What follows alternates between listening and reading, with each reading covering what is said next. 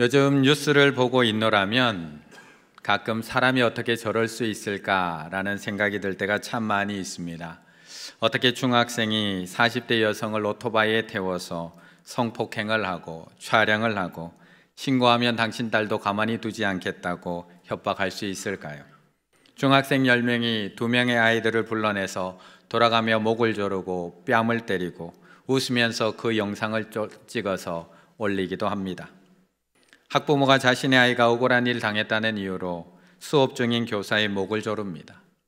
고등학생이 교사 화장실에 몰카를 설치하고 또 다른 고등학생들은 심심하다는 이유로 공원에 불을 지릅니다. 어제 신문기사, 비정한 부모들 88일 된 아기 묻고 신생아 모텔 밖으로 던졌다. 사람이 어디까지 악해질 수 있는 걸까요? 사람이. 그런데 세상에는 이런 악한 사람만 있는 것은 아닙니다. 지난 1일 인천시 미추홀구 10층짜리 주거용 오피스텔 2층에 화재가 발생합니다. 이때 중학교 2학년 조우신 학생이 자신의 집 7층에서 나와서 층마다 뛰어다며 모기 쉬도록 외칩니다. 젖은 수건으로 입과 코를 가리고 낮은 자세로 대피하세요. 그렇게 층층마다 다니며 모기 쉬도록 외친 결과 그 오피스텔에 살고 있던 56명의 주민들은 다 무사히 대피하게 됩니다. 9월 1일 전북 완주군 동봉읍에서는 1층 음식점에 불이 납니다. 3층 놀이시설에서 놀고 있던 중학교 1학년 장수인 전도용 군 2명은 그 소리를 듣고 건물에서 빠져나왔는데 빠져나오자마자 4층에 몸이 불편한 할아버지가 있다는 이야기를 듣고 다시 그 건물로 뛰어들어갑니다.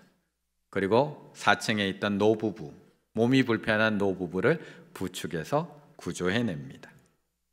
지난 여름 7월 15일 기억하고 싶지 않은 사고가 충북 증평군에서 있었습니다. 오송 침수 사고. 물에 잠기는 그 순간에도 다른 사람을 구해내기 위해서 애쓰던 분들이 있었음을 우리는 기억하고 있습니다. 14톤 트럭을 몰고 운행하고 있던 유병조 씨. 앞서가던 버스가 물에 잠겨 엔진이 꺼져 있는 것을 어떻게든 뒤에서 밀어서 구조해 보려고 자신의 차로 끝까지 밀어보지만 결국 자신의 차도 시동이 꺼져 버립니다. 그 순간 버스에서 물에 밀려 나온 아가씨 한 명, 유병조 씨는 그 아가씨의 손을 끌어올려서 난간을 붙들게 합니다. 또한 난간을 붙들고 있던 남자 2명도 함께 끌어올려 구조합니다. 사고가 다 마무리된 이후에 이 유병조 씨에게 구조받은 이 20대 여성이 부모님들과 함께 감사한 마음으로 유병조 씨를 찾아와서 이렇게 이야기합니다. 그 순간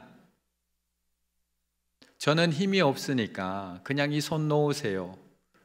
저는 더 이상 붙들 힘이 없어서 그냥 이 손 놓으세요라고 유병조 씨에게 말했는데 그 유병조 씨는 끝까지 그 손을 놓지 않고 붙잡아서 그 높은 곳까지 이 20대 여성을 올려줬다는 겁니다. 그래서 감사의 마음을 전합니다. 이런 소식을 접할 때면 그래도 아직 세상은 살만하다라는 생각이 들기도 합니다. 세상에 어떻게 저렇게 악한 사람이 있을 수 있을까라는 생각이 들기도 하지만 또 한편으로는 아직까지 그래도 저렇게 착한 사람들이 있으니까 아직도 이 세상 우리가 살아갈 희망이 있구나라는 생각이 든다는 겁니다. 이처럼 이 세상에는 의인도 있고 악인도 함께 살아가고 있습니다. 2절의 말씀 같이 읽습니다. 2절입니다. 선인은 여호와께 은총을 받으려니와 악을 꾀하는 자는 정죄하심을 받으리라. 아멘. 세상에는 참 많은 사람들이 살아갑니다. 그리고 참 다양한 사람들이 살아갑니다. 하지만 이 다양한 사람들을 크게 두 분류로 나누어 보면 명확하게 나누어집니다. 설교하는 사람, 설교 듣는 사람, 안내하는 사람, 안내 받는 사람. 밤에 잘 때면 알람을 딱 하나만 맞춰놓고 자는 사람, 알람을 3개 이상 맞춰놓고 자는 사람, 카톡이 오면 무조건 봐야 하는 사람, 숫자가 아무리 늘어나도 내가 볼 것만 보는 사람, 케이크를 깨끗이 잘라 먹는 사람, 포크로 쥐가 파먹듯이 파먹는 사람, 탕수육에 소스를 부어 먹는 사람, 탕수육을 소스에 찍어 먹는 사람, 책을 읽을 때 꼭 책갈피를 사용해서 읽는 사람, 책갈피가 있음에도 꼭 모서리 접어서 책을 읽는 사람, 음식이 나오면 사진부터 찍는 사람, 음식이 나오면 일단 먹고 보는 사람, 라면에 계란을 넣는 사람, 절대 계란을 넣지 않는 사람. 신영복 씨가 쓴 담론, 마지막 강의 담론이라는 책에 봐도 신영복 씨도 사람을 두 가지로 명확하게 분류를 합니다. 강의 첫 시간에도 이야기했습니다만 나는 자주 사람을 두 종류로 대별을 합니다. 세상에는 이렇게 두 종류의 사람이 있습니다. 하나는 자기보다 강한 사람에게는 당당하고 자기보다 약한 사람에게는 관대한 사람이 있고요. 또 하나는 반대로 자기보다 강한 사람에게는 비굴하고 자기보다 약한 사람에게는 오만한 사람이 있습니다. 이 두 종류의 사람밖에 없다고 나는 생각합니다. 주변 사람들을 잘 살펴봐도 알 수 있습니다. 다른 조합은 없습니다. 이처럼 사람은 기준에 따라서 딱 두 종류로 나눌 수가 있습니다. 그런데 오늘 본문은 이 대별, 딱 두 종류로 나눈 이 대별을 오늘 본문 속에서 똑같이 적용하고 있습니다. 2절부터 이렇게 대별해 놓습니다. 선인과 악을 꾀하는 자, 악으로서 의인의 뿌리는 어진 여인과 욕을 끼치는 여인, 의인과 악인, 악인과 정직한 자, 악인과 의인, 의인과 악인, 악인과 의인, 악인과 의인, 미련한 자와 지혜로운 자, 미련한 자와 슬기로운 자. 1절부터 16절까지를 쭉 읽어보시면 호칭은 조금씩 달라지고 있지만 계속해서 의인과 악인, 어진 여인과 욕을 끼치는 여인, 미련한 자와 어리석은 미련한 자와 지혜로운 자, 이렇게 딱 두 개로 대조해 놓고 있는 말씀입니다. 오늘 본문만 그럴까요? 오늘 본문만. 오늘 본문 뒤를 쭉 읽어봐도 잠언은 계속해도 이 이후에도 이 둘을 대별해 놓고 있습니다. 뿐만 아니라 잠언뿐만 아니라 성경을 쭉 읽어 내려가시다 보면 끊임없이 의인 옆에는 그와 대별되는 악인이 있다는 것을 우리는 늘 알고 있습니다. 아벨에게는 가인이라는 악인이 있고요. 모세에게는 바로라는 빌런이 있습니다. 삼손에게는 드릴라가 있고요. 다윗에게는 골리앗과 사울이 있고요. 느헤미야에게는 산발락과 도비아가 있고요. 에스더에게는 하만, 엘리야에게는 이세벨, 예수님에게도 헤롯 왕과 가룟 유다, 사탄이라는 빌런이 있어서 믿음으로 그 길을 걸어가는 것을 늘 유혹하고 시험하고 넘어뜨리려고 쓰러뜨리려고 공격했다는 겁니다.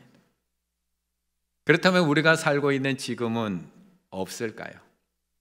믿음으로 살아가고 있는 우리 주변에는, 이 현실 속에는 선한 사람, 어진 사람, 의인만 있고 악인은 없는 것일까?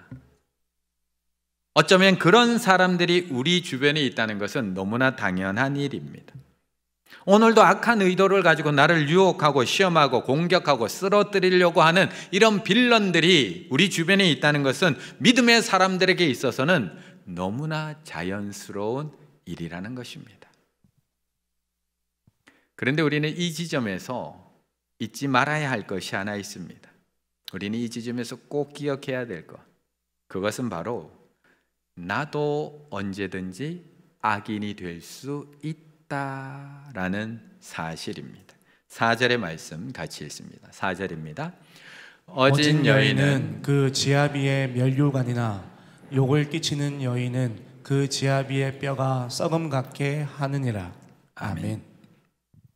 처음부터 악인이 되려고 한 사람이 있을까요? 처음부터 속이고 멸시하고 방탕하고 잔인하고 누군가의 피를 흘리려고 마음먹은 사람, 처음부터 그런 사람이 있을까요? 물론 사람은 처음부터 악합니다. 우리는 죄 중에 잉태되었기 때문에 우리는 나면서부터 악한 본성을 가지고 있고요, 이기적일 수밖에 없습니다.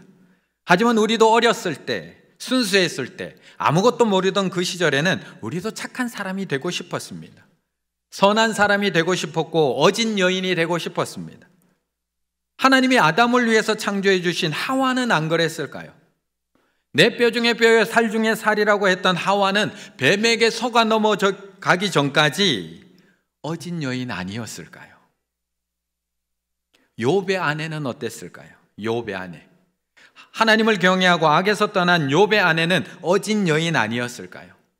7남 3녀의 자식을 저렇게 믿음 안에서 키워낸 욥의 아내는 지아비의 면류관 아니었을까요? 그런데 종들이 다 죽습니다. 모든 가축들은 다 빼앗겨 버립니다. 집은 무너져 내리고 그 무너진 집더미에 자신의 자식 7남 3녀가 다 깔려 죽습니다. 그런 상황에서 욥의 아내는 욥에게 이렇게 이야기를 합니다. 그의 아내가 그에게 이르되 당신이 그래도 자기의 온전함을 굳게 지키느냐? 하나님을 욕하고 죽으라. 이게 욥의 아내의 이야기입니다. 욥의 아내는 처음부터 욕을 끼치는 여인이었을까요? 처음부터 지아비의 뼈가 썩은 같게 만드는 그런 미련한 여인이었을까요? 두란노 결혼 예비학교 주 강사이시며 가정사역자인 박수웅 장로님이 자신이 쓴 책 안에다가 한 커플의 이야기, 한 부부의 이야기를 실어놨습니다. 이 커플은 연애 시절에는 매우 사이가 좋은 그런 커플이었습니다. 서로 싸움을 한 적도 거의 없고요, 성격적으로도 너무 잘 맞는다고 판단을 해서 결혼을 합니다. 그런데 문제는 늘 결혼 후에 발생을 합니다. 남자가 컴퓨터 게임 매니아였던 겁니다. 쉬는 날에도 항상 컴퓨터 앞에 앉아서 열심히 게임에만 열중합니다. 그런 남편을 향해서 아내는 잔소리도 해보고 협박도 해봤지만 게임에 빠져있는 남편의 습관을 고치지를 못합니다. 때로는 아내가 잠이 들면 그 잠든 사이 몰래 또 거실에 나가서 또 컴퓨터 게임을 하고 있습니다. 아내가 부엌에서 일을 하고 있노라면 불이 나게 컴퓨터 앞에 달려가서 또 컴퓨터 게임을 하고 있습니다. 결혼 전에 형성되었던 그 남편의 습관이 결혼 후에도 고쳐지지 않습니다. 그러자 아내가 점점 남편과 함께 집에 있는 것이 너무 싫어집니다. 남편과 함께 집에 있으면 짜증이 너무 나고 한심스러워서 쉬는 날이 다가오면 도리어 스트레스가 점점 커져갑니다. 얼굴 잘 관리하셔야 됩니다. 지금 아내분들, 지금 마치 내 이야기인 것처럼 들으시면 안 됩니다. 점점 남편에 대한 존경심은 사라지고 부부관계는 짜증과 불평으로 가득 찹니다. 그 아내가 이 장로님과 상담을 하면서 이런 말을 남깁니다. 어떤 여자는 남편이 집에 있으면 너무 좋다고 하는데 나는 한 번도 그런 걸 느껴본 적이 없어요. 집에 있는 날에는 좀 책도 보고 아이들하고 좀 놀아주고 집안일도 조금 도와주면 오죽 좋겠어요. 우리 남편은 컴퓨터 게임만 하고 앉아있으니 얼마나 한심스러운지 모르겠어요. 컴퓨터의 게임에 빠지면 서너 시간은 그냥 훅 순식간에 지나가잖아요. 게다가 내가 싫은 내색이라도 하면 오히려 자기가 화를 내요. 내가 나가서 술을 마시나 나쁜 짓을 하나 컴퓨터 게임 좀 하는 게 뭐 어때서? 도리어 화를 냅니다. 나는 남편을 존경하면서 살고 싶은데 우리 사이엔 이제 짜증과 한숨만 남아있는 것 같아요. 이 가정의 아내는 처음부터 그랬을까요? 저의 아내는 처음부터 그랬을까요? 제 아내도 결혼하기 전에는 천사였습니다. 제 아내도 두 아이를 낳기 전에는 천사였습니다. 그런데 큰 아들을 낳고 나서 눈빛이 달라지기 시작을 하더라고요. 둘째 딸을 낳고 나서 얼굴이 달라지기 시작을 하더라고요. 이제는 천사의 날개는커녕 눈에서 레이저만 나옵니다. 눈에서 레이저. 제 아내는 처음부터 그랬을까요? 우리의 입술도 마찬가지입니다. 우리의 말이 항상 사람을 구원하나요? 내가 기분 좋을 때 얼마든지 우리 좋은 말 합니다. 내 마음에 들 때면 얼마든지 좋은 말하고 격려의 말하고 칭찬의 말을 쏟아냅니다. 그런데 내 마음에 조금만 안 들어보세요. 내 기준에 조금만 안 맞아보세요. 내 생각하고 조금만 달라보세요. 말로 사람 죽입니다. 넘어진 사람 아예 못 일어나도록 말로 짓밟습니다. 힘들어하는 성도 옆에 있지만 아예 힘이 완전히 빠지도록 혀가 칼이 되어서 그를 찌릅니다. 6절이 그 얘기를 하고 있는 겁니다. 악인의 말은 사람을 엿보아 피를 흘리자 하는 것이거니와 정직한 자의 입은 사람을 구원하느니라. 우리 입이 항상 정직해서 사람을 구원하기만 하나요? 피 흘리게 만들지는 않나요? 처음부터 그랬을까요? 열심히 성실하게 살던 남자가 방탕한 생활에 빠지는 것 처음부터 그런 것일까요? 자기 토지를 경작하며 농사만 열심히 짓던 성실한 청년이 방탕의 길로 빠지는 것 처음부터 그랬을까요? 요즘 마약 사건을 보면서 연예계가 참 많이 어수선합니다. 그 가운데 우리의 마음을 안타깝게 하는 한 배우도 있습니다. 영화 기생충의 주인공이었던 이성균 씨. 그는 지난 10월 28일 날 논현경찰서에 출석을 하면서 카메라 앞에서 10번이나 절을 하며 죄송하다고 사과를 합니다. 어제 또 조사받고 집으로 돌아갔습니다. 그는 처음부터 그랬을까요? 처음부터 빠지려고 작성했을까요? 그는 처음부터 유혹의 길을 빠지려고 난 저 길 가야지 했을까요? 그는 처음부터 유흥업소 여실장에게 내가 빠져야지 생각했을까요? 11절 자기의 토지를 경작하는 자는 먹을 것이 많거니와 방탕한 것을 따르는 자는 지혜가 없느니라. 처음부터 방탕하려고 마음먹었을까요? 처음부터 작정한 사람은 없습니다. 지금 우리가 이 자리에서 이렇게 의인처럼 하나님 앞에 예배드리고 있지만 우리는 나도 모르게 어느새 너무나 쉽게 누군가에게 피를 흘리게 하고 누군가를 속이고 누군가에게 분노하고 아무도 안 보이는 곳에서는 쉽게 유혹에 넘어가서 금세 방탕의 길을 살아갈 수 있다는 것입니다. 그런데 우리가 요즘 왜 이렇게 된 것일까요? 세상이 이렇게 점점 악해져 가는 것은 어쩔 수 없는 일이라고 우리가 이야기할 수 있지만 왜 우리들까지 똑같이 악해져만 가는 것일까요? 하나님을 모르는 세상은 하나님을 두려워하지 않기 때문에 오늘도 서로의 피를 흘리며 어떻게든 서로를 속이고 음해하고 방탕하게 사랑하는 것이 당연하다는 듯이 다 그렇게 살아라고 하며 방탕하게 살아가고 있지만 예수 그리스도로 말미암아 구원받은 우리들, 예수 그리스도로 말미암아 의롭다 칭함받은 의인된 우리들은 왜 점점 악인의 길을 따라가고 있느냐는 겁니다. 왜요? 왜 그렇게 된 것일까? 1절의 말씀 같이 읽습니다. 1절입니다. 훈계를 좋아하는 자는 지식을 좋아하거니와 징계를 싫어하는 자는 짐승과 같으니라. 아멘.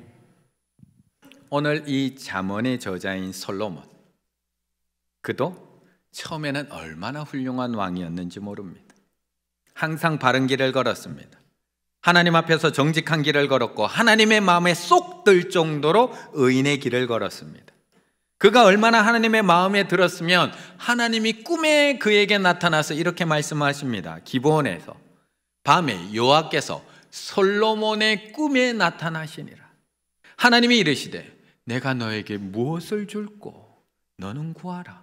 얼마나 마음에 들었으면 누가 주의 이 많은 백성을 재판할 수 있사오리이까? 듣는 마음을 종에게 주사, 듣는 마음을 종에게 주사 주의 백성을 재판하여 선악을 분별하게 하옵소서. 솔로몬이 이것을 구하며 그 말씀이 어떻다고요? 주의 마음에 든지라. 얼마나 마음에 들었을까요? 얼마나 하나님의 마음에 들었던 것일까? 듣는 마음을 달라고 했던 솔로몬. 그런데 그의 모습이 쭉 하나님의 마음에 들었을까요? 쭉 의인의 길을 걸어갔을까요? 솔로몬은 자신의 힘으로 이 나라를 더욱 강하게 만들기 위해서 이방 여인들과 통혼하기 시작을 합니다. 정략 결혼을 이어가기 시작을 합니다. 나중에는 처첩이 1000명이나 되고 궁중에는 그녀들이 가지고 들어온 우상들로 넘쳐나기 시작합니다.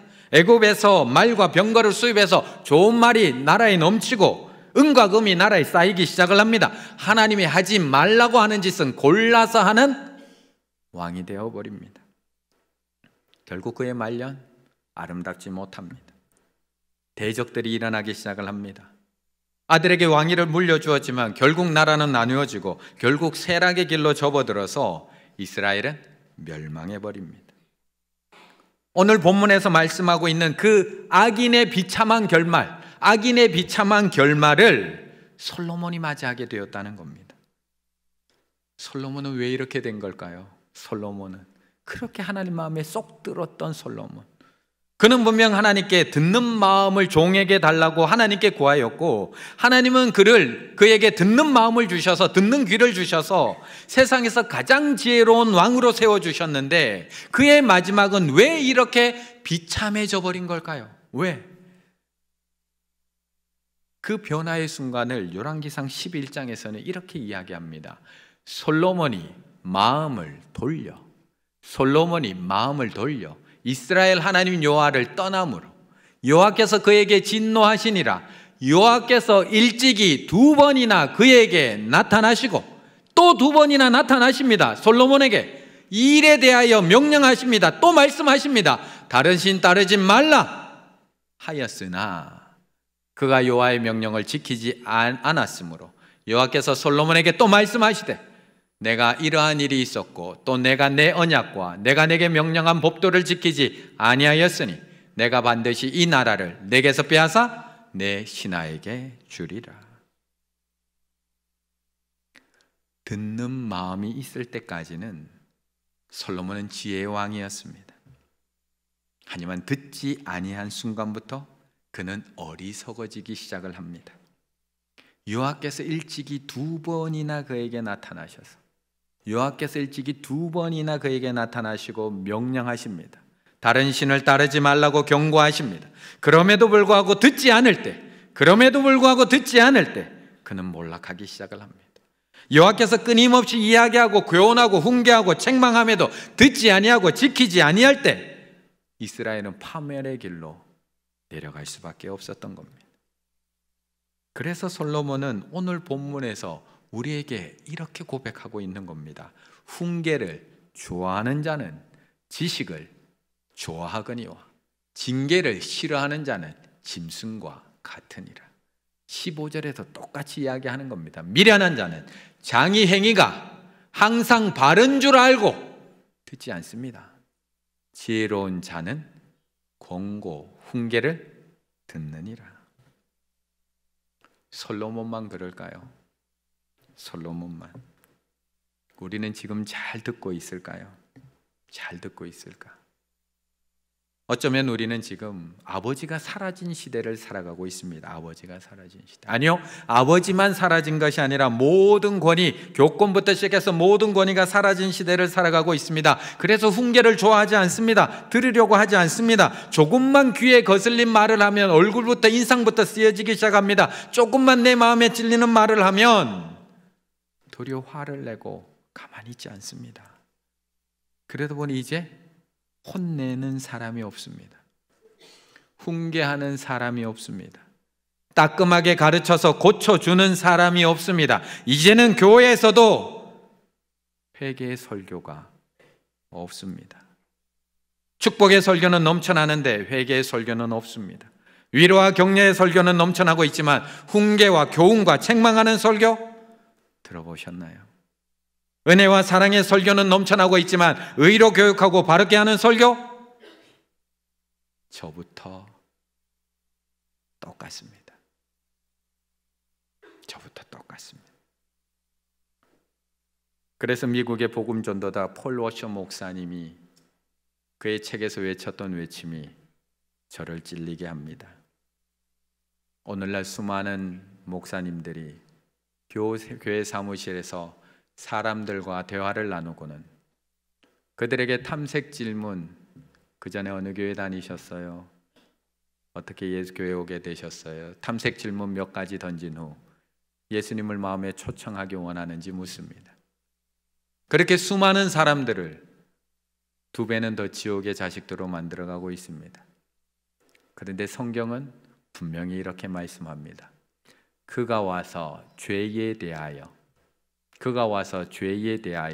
세상을 책망하시리라. 오늘날 많은 유명한 목사님들 뿐만 아니라요, 저도 똑같습니다. 많은 목사님들이 우리의 영원한 생명보다는 지금 우리에게 최고의 삶, 오늘 이곳에서 어떻게 잘 살아갈지에만 관심을 기울입니다. 저는 저의 설교에서 죄를 언급하지 않는다는 사실조차 망각하고 있습니다. 분명 하나님의 말씀은 살아 있습니다. 분명 하나님의 말씀은 좌우의 날선 어떤 검보다도 예리합니다. 분명 하나님의 말씀은 혼과 영과 관절과 골수를 찔러 쪼개기까지 합니다. 분명 하나님의 말씀은 날카로워서 우리의 죄를 책망하시고 훈계하시고 우리를 죄의 길로부터 돌이키십니다. 그런데 저의 설교는 아무것도 찔러 쪼개지를 못합니다. 잘못된 길로 걸어가고 있는 성도들의 발걸음 돌리지 못합니다. 자신의 죄를 하나님 앞에 내어놓고 자복하게 하지 못합니다. 혹시 말씀의 검에 다칠까 봐 날마다 그 날카로운 날쌘의 검을 무디게 만들려고 열심히 갈고 있습니다.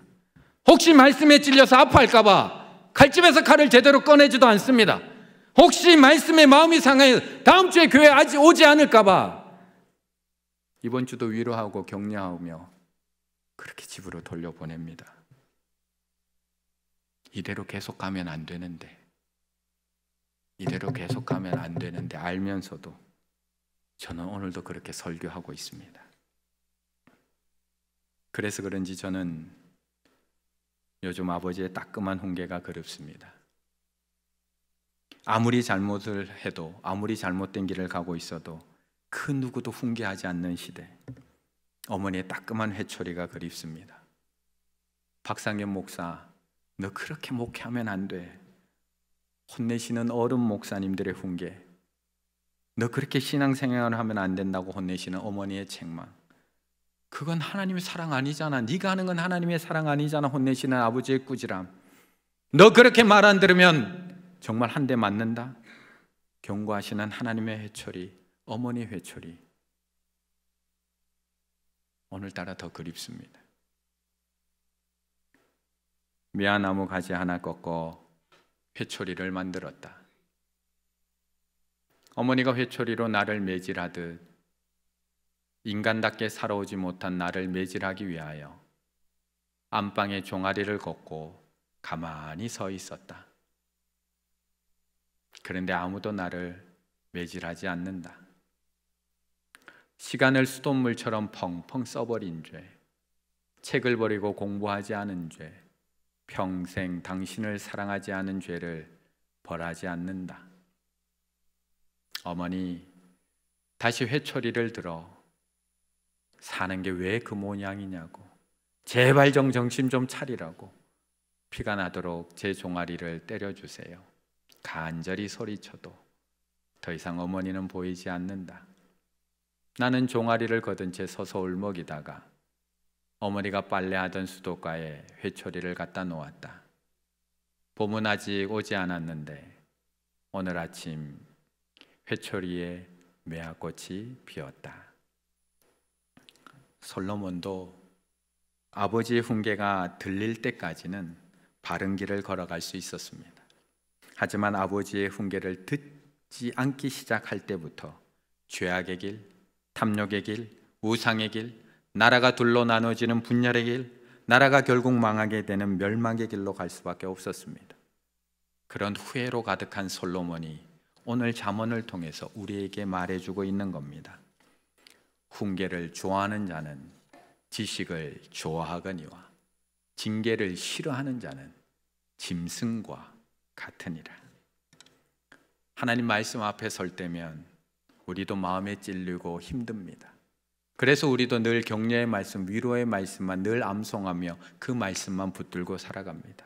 그런데 성경을 잘 읽어보시면 그 길 가면 안 돼, 그렇게 살면 안 돼, 그거 사랑 아니야, 더 참아야 돼, 더 온유해야 돼, 우리를 훈계하시고 우리를 징계하시는 하나님의 말씀이 얼마나 많은지 모릅니다.